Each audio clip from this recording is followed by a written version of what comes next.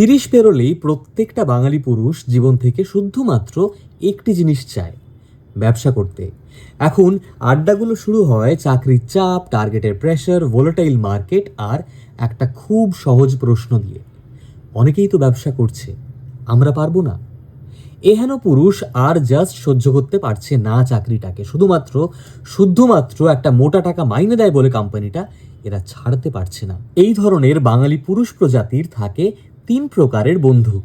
প্রথম প্রকার, যারা বলে ঠিক বলেছিস, আর না, দিনের পর দিন কটা টাকা দেয় বলে যা তা বলবে, ওই কোচি এইচআরটার সামনে রোজ মুখ ঝামটা দেবে, আর সহ্য করা যাচ্ছে না, তুই বল কি করতে হবে, আমি আছি। দ্বিতীয় প্রকার বন্ধু, যারা একটু বেশি প্র্যাকটিক্যাল। ব্যবসা তো করবি ঠিক করেছিস, কিন্তু ভেবেছিস একবারও investment, seed funding, risk, break even এগুলো নিয়ে? এতগুলো টাকা নিজের সেভিংস থেকে ইনভেস্ট করব? কিন্তু করতে তো হবেই বল, আর যে উপায় নেই, দেওয়ালে পিঠ ঠেকে গেছে। এইবারে এই পরাধীনতার শৃঙ্খল ভেঙে আমাদেরকে স্বাধীন হতেই হবে, ব্যবসা আমাদেরকে করতেই হবে।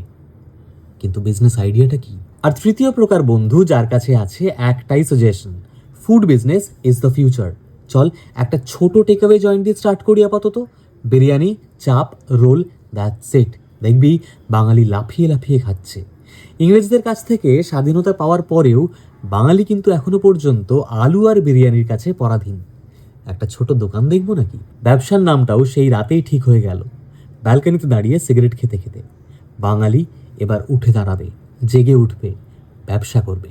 পরের দিন সকাল, নেশাটা কেটে গেছে, বাস্তব আয়নার সামনে দাঁড়িয়ে টাই পড়ছে। মাখন পাউরুটি খেয়ে অফিস গিয়ে গুড মর্নিং স্যার বলতে হবে তো।